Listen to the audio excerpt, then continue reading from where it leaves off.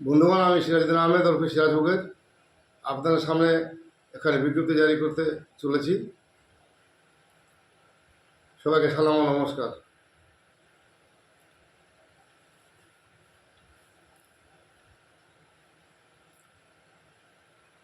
Facebook কর্তৃপক্ষের কাছে এবং ইউটিউব কর্তৃপক্ষের কাছেও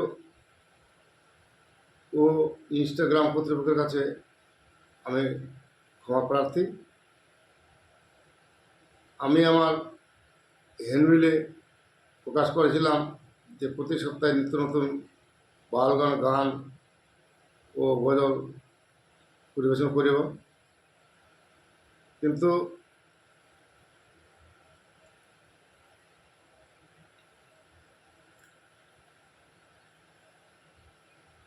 ধর্মীয় সামাজিক চাপে এবং পারিপার্শ্বিক চাপে আমি আগামীতে বাউল গান ও গান দিতে পারবো না।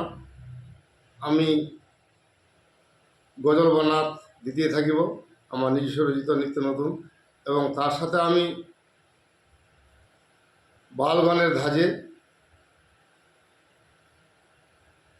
নাচ পরিবেশন করব এবং গানের ধাঁজে নাচ পরিবেশন করার চেষ্টা করব। কতটা সম্ভব হবে গানের ধাঁজে সেটা বলতে পারলাম না, তবে আমি চেষ্টা করব গানের ধাঁজেও কিছু নাচ পরিবেশন করার। আর ভাবে আসরে এবং কাওয়ালি ধ্বজে একথায় বিভিন্ন ধাঁজে আমি নাচ পরিবেশন করার চেষ্টা করব এবং তৈরি করার চেষ্টা করব। সেইভাবে পরিবেশন করব। প্রতি সপ্তাহে একটা করে নতুন নতুন নাচ আমি পরিবেশন করতে থাকিব।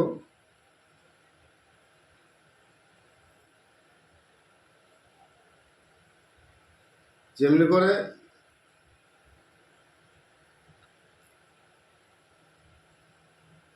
একটা ছোট্ট গল্প আছে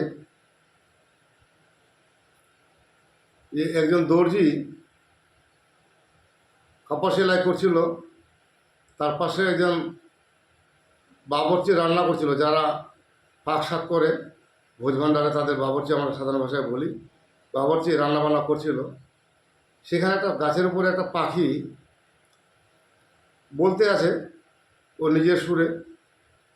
তো দর্জি বলছে তার পাশে, তার কাছে যে সমস্ত লোক ছিল তাদেরকে বলছে, ভাই শুনছেন কি বলছে পাখিটা? বলছে যে সুইসতা কেচরত, সুইসতা কেচরত, সুইসতা কেচরত। মানে পাখিটা পর্যন্ত আমার সুনাম গাইছে। পাশে যে বাবরচি রান্নাবান্না করছিল, সে বাবরচির পাশে আরও একজন কিছু লোক বসেছিল। তো বাবরচি বলছে, তাদের দেখছেন রে ভাই, পাখিটা কি বলছে? আমার সুনাম করছে, পাখিটা পর্যন্ত আমার সুনাম করছে। কি বলছে? আদা শোন আদরত, আদা শোন আদরত, আদা শোন আদরত। তো এবার বাবরচি এখান থেকে একটা লোক দর্জি ওখানে চলে গেছে বেড়াতে, পাশে দর্জি ওখানে সেলাই করছে। ওখানে বলছে, হ্যাঁ ভাই, ওখানে এই বাবরচি যে রান্না করছে একটা পাখিটা বলছে যে আদা শোন আদরত, আদা শোন আদরত। তো দর্জি বলছে, না, ও তো আমার কথা আমার সুনাম করছে। ও বলছে সুইসতা কেচরত, সুইসতা কেচরত। এই নিয়ে কিন্তু দুপক্ষে ভালো একটা ঝগড়া তুমুল লেগে গেল। ঝগড়া করতে করতে মানে উভয় পক্ষেই মারামারি হয়নি, তবে ঠেলাঠেলি অনেকটা হয়ে গেল। ইতিমধ্যে সেই রাস্তা দিয়ে একজন মৌলভী মানুষ যাচ্ছে আর কি। তো মৌলভী মানুষ যাচ্ছে, তো হ্যাঁ কী হয়েছে রে ভাই? বলছে যে হ্যাঁ আমাদের এখানে গোলমাল লেগে গেছে। কী গোলমাল? যে বাবরচি বলছে যে পাখিটা বলছে, পাখিটা তখনও বলতে আছে, বলছি শোনো দি পাখিটা কী বলছে। তো বলছে বলছে যে আদাসন আদরত, আদাসন আদরত, আমাদের বাবরচির নাম করছে। আর এদিকে দর্জিল বলছেন, না, আমাদের দর্জির নাম করছে। এরকম সুইসতা কেচরত, সুইসতা কেচরত এই কথা বলছে। তো এই এদিকে মৌলী সাহেব তখন বলছে যে না, ও তোমাদের কারো নাম করেনি। তো লোক বলছে কী? তো কী বলছে ও তাহলে? তো মৌলী সাহেব তখন বলছে যে ও না, ও যে ইয়া আল্লাহ কি কুদরত, ইয়া আল্লাহ কি কুদরত, ইয়া আল্লাহ কি কুদরত। তো এইভাবে হলো ভাই কথা। শুধু কথা ওগুলাই থাকবে।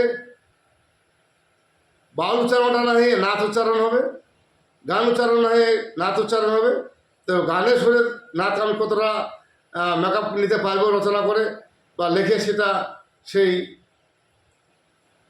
সেই মালিকই জানেন, যে দুনিয়া তৈরি করেছেন সেই মালিক আল্লাহ তাআলা জানেন। তবে আশা করি আমি ওটা মেকআপ করতে পারবো। তো গান আর নাচের একটা ফরক হবে। তবে বাউল ধাজে যে আমি নাচ রচনা করব, সেগুলা অবশ্যই আপনাদের ভালো লাগবে। বিভিন্ন সুরে, বিভিন্ন ধাজে, বিভিন্ন রকম করে তৈরি করার চেষ্টা করব, আপনাদের যেন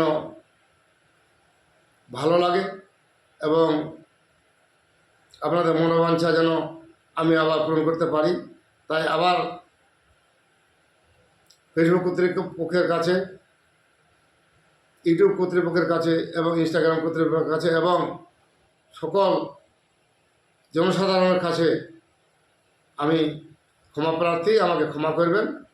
চেষ্টা করব আপনাদের মনোরঞ্জন জোগানোর জন্য, আপনাদের মনে আনন্দ দেওয়ার জন্য এবং ইহে দুনিয়ায় এবং ইহে দুনিয়ায় বিভিন্নভাবে মানুষকে সত্যতে পরিচালনা কীভাবে হইতে হবে, কীভাবে চলতে হবে, কীভাবে জীবের সেবা করতে হবে, বিভিন্ন ধাজে তৈরি করে আপনাদের দিশা দেওয়ার জন্য আমি চেষ্টা করব।